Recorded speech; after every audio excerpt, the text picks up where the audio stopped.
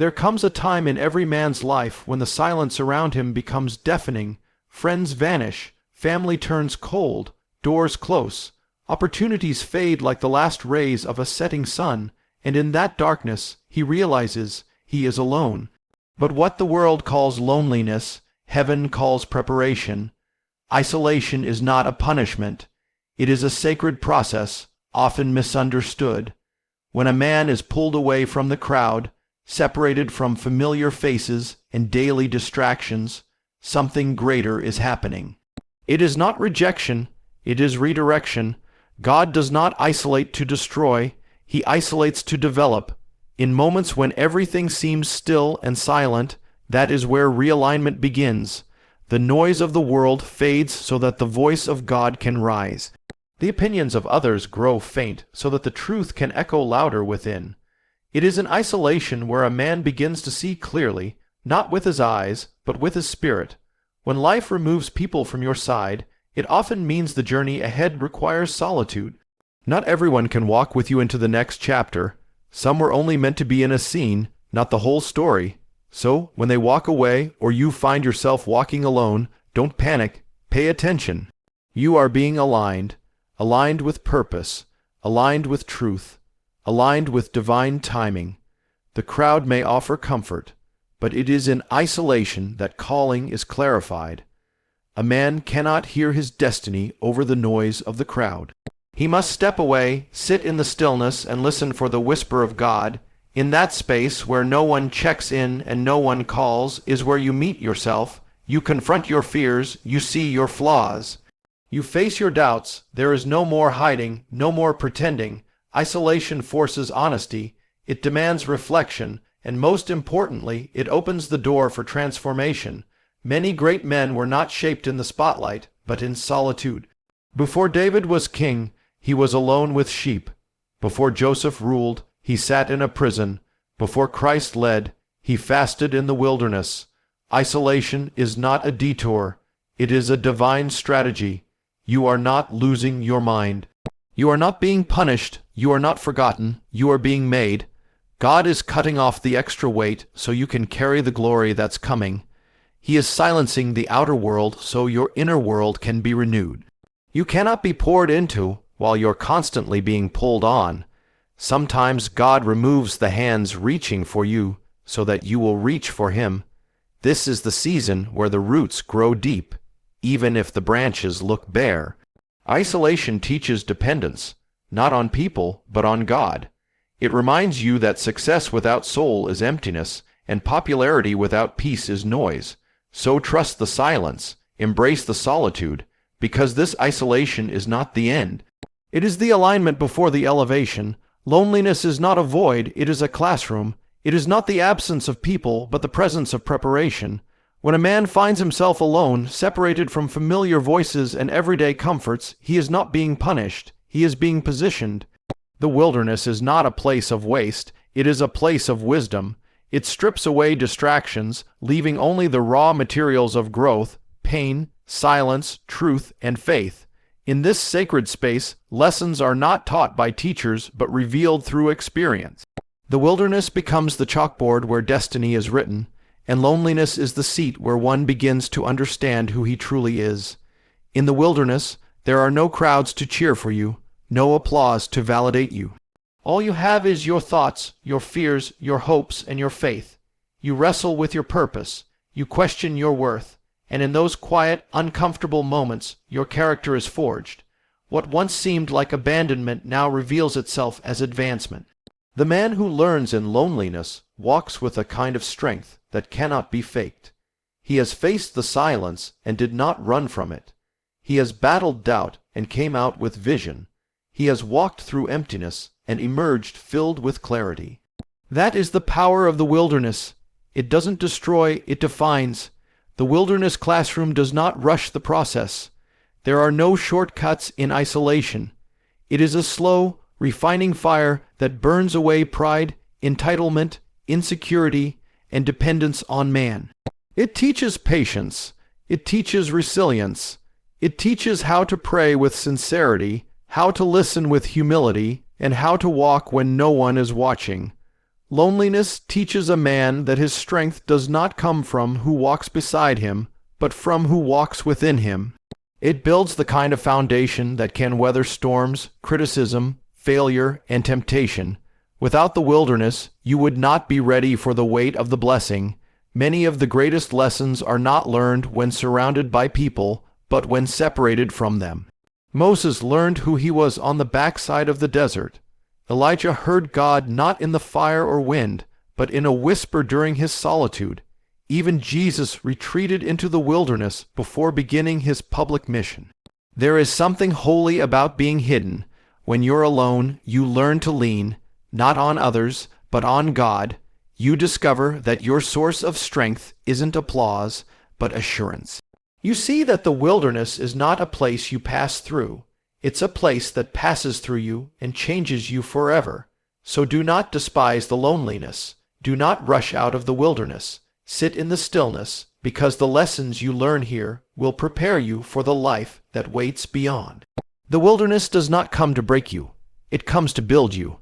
There comes a moment in every man's life when he must decide whose voice will carry the most weight, God's or the crowd's. Faith is the turning point where a man stops living for validation and starts living for vision. The desire for applause is natural, but it's also dangerous. It creates a false sense of security where the opinions of others dictate your direction, but faith breaks those chains. Faith silences the craving for approval and awakens a deeper conviction to walk in purpose even if no one claps. Faith becomes the fuel that pushes you forward when recognition is absent and praise is silent. Applause can be addictive. The more you get, the more you need. You begin to measure your worth by the cheers of others. But what happens when the clapping stops? What happens when the spotlight fades, when the room empties, and when the silence is louder than the applause ever was? That is where faith steps in. Faith reminds you that your assignment was never about popularity. It was about obedience. It whispers in the stillness, keep going, even if no one sees. It tells you that greatness isn't always loud and impact isn't always celebrated. Faith doesn't wait for validation. It walks with assurance. The applause of man is inconsistent. One day they love you, the next they forget you. But faith connects you to something eternal. It gives you the confidence to stand when you're criticized, to move when you're misunderstood, and to build when you're overlooked. Faith teaches you to do it for the one who called you, not for the crowd that follows you. When you shift from needing applause to trusting God's approval, your spirit finds peace. You stop chasing attention and start pursuing purpose. You stop shrinking to please others and start rising to please the Creator. Some of the most powerful work you will ever do will be done in silence. No headlines, no recognition, just quiet obedience. That kind of faith is rare. It's the kind of faith that keeps a man grounded when he could be proud, humble when he could be boastful, and steady when everything around him is shifting. Faith tells you that if God is pleased, that is enough. You may not get a standing ovation, but you will get strength for the journey. You may not go viral, but you will grow in virtue. You may not be seen by many, but you will be known by heaven.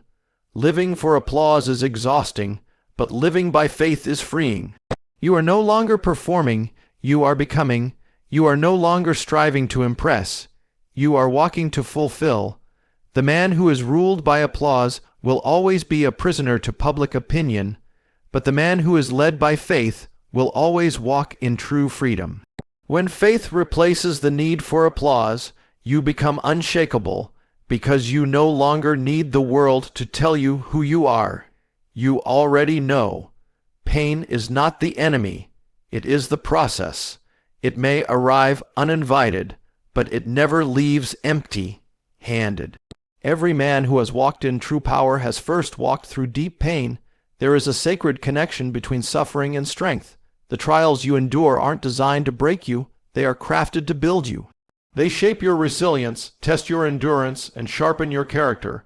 When life brings you to your knees, it's not always a place of defeat. It's often the beginning of transformation. Power is never handed to a man who has not first been tested. Pain becomes the fire that forges the strength you never knew you had. In pain, you learn things comfort could never teach you. You discover patience when you have no choice but to wait. You discover courage when fear surrounds you and retreat is no longer an option. You find out what faith really means when answers don't come and the path is unclear. These are not just emotional wounds, they are spiritual workouts. Every tear, every setback, every heartbreak is carving out something in you. You don't grow strong by living easy. You grow strong by surviving the storms that should have taken you out. And every time you survive, you're not just alive. You're more powerful than before. Power isn't loud, it's deep. It's the kind of strength that doesn't have to be seen to be felt. A man who's been through pain carries an energy that can't be faked. His words carry weight because they were formed in the furnace. His presence commands respect because it was earned in silence, not demanded through force. Pain teaches discipline. It teaches restraint. It teaches a man when to speak and when to stay silent, when to fight and when to walk away. You cannot read this in books or learn it in classrooms. This power is only found in the trenches of experience. When you're in the middle of pain, it's hard to see the purpose, but looking back, you realize it was necessary. That heartbreak taught you self-respect. That betrayal showed you the difference between real and fake. That season of loss made you appreciate what truly matters. The man who embraces his pain doesn't just gain strength, he gains perspective. He becomes unmovable, unshaken, and unafraid. Pain humbles you, but it also honors you. It teaches you not to depend on titles, followers, or recognition, but to rely on what cannot be taken from you, your inner strength. The world sees scars and calls them wounds, but the wise man knows those scars are trophies of survival. They remind him not of his weakness, but of his will. When you walk through fire and come out not burnt, but better, you realize that pain wasn't your enemy, it was your elevator. It took you to places comfort never could, and now you walk with power, not because you've had it easy, but because you've earned it through every hard step. Rejection often feels like a door slammed in your face, a cold reminder that the world doesn't always respond the way you hope. But what if rejection isn't the end of the road, but a divine detour? What if that no wasn't a denial, but a redirection? Life has a way of pulling you away from what is not meant for you so it can push you toward what is. It hurts, yes. It confuses, absolutely. But rejection is never random. It is a signpost, a signal that something greater is waiting beyond what you thought you wanted. It is the universe, or rather God, intervening to reroute your steps toward destiny. Most of the time, rejection comes when your heart is fully invested. You apply for the job, you confess your feelings, you pour your time, your energy, and your faith into something or someone, only to be told you're not enough, not right, or not needed. And in that moment, the sting feels personal, but over time, if you stay grounded in faith, you begin to see the bigger picture. You realize that what you were chasing might have limited you. That door you wanted to walk through so badly might have led to a smaller life than the one you were born to live. Rejection, then, is protection. It's the divine saying, I have something better. Every person who ever walked in purpose has felt the sting of rejection. It's part of the process. You have to be emptied before you can be filled with the right things. You have to be denied by people to learn to depend on God. When people walk away, it's because their part in your story has ended. When opportunity's close, it's because you've outgrown them. But you don't see that at first. All you see is loss. All you feel is confusion. That's the test. The challenge is whether you'll cling to bitterness or lean into trust. Whether you'll let rejection break you or build you. Redirection often requires solitude. It separates you from the familiar to make room for the extraordinary. And the longer you walk this path, the more you realize that every rejection was actually a gift. The job that told you no, it opened the door to the work you were truly born to do. The person who left, their exit made space for someone who truly sees you. The plans that failed, They were never big enough to hold your calling. Rejection strips away illusions so truth can take root. It humbles the heart, but it also ignites the fire. It forces you to seek clarity, and in that search, you discover identity. You are not being punished when you're rejected. You're being positioned. Every step away from what you thought you wanted is a step toward what you're truly meant for. Rejection doesn't mean you're not worthy. It means the path you're on is being edited, corrected, and divinely aligned. And when you finally arrive where you were always meant to be, you'll look back and thank every closed door for pushing you forward.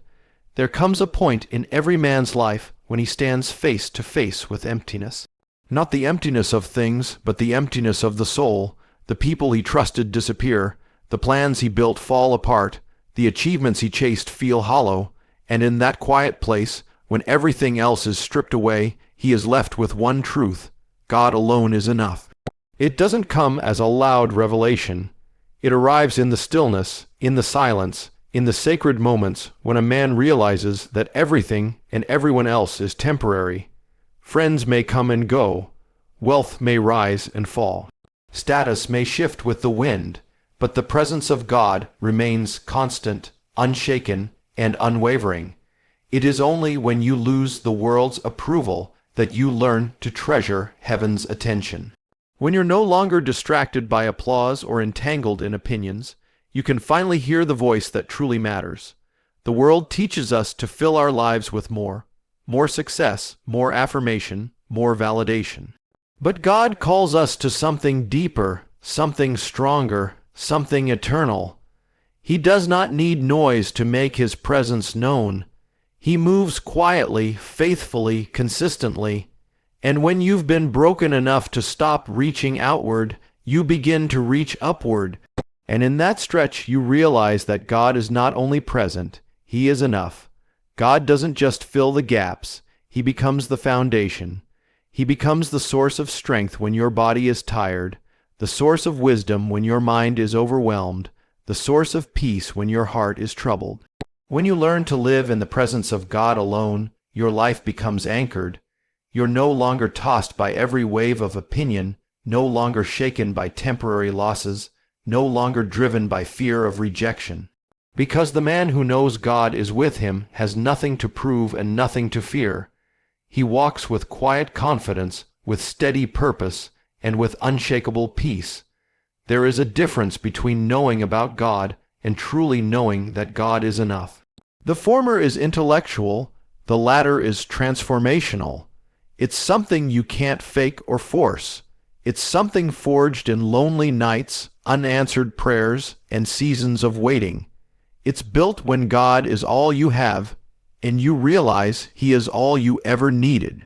When you have Him, you lack nothing. His presence fills the void that people could never touch. His voice speaks truth when lies surround you.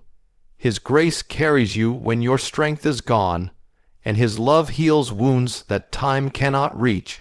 You no longer beg for attention because you've already been seen. You no longer chase love because you are already loved. You no longer fear the future because your steps are already ordered.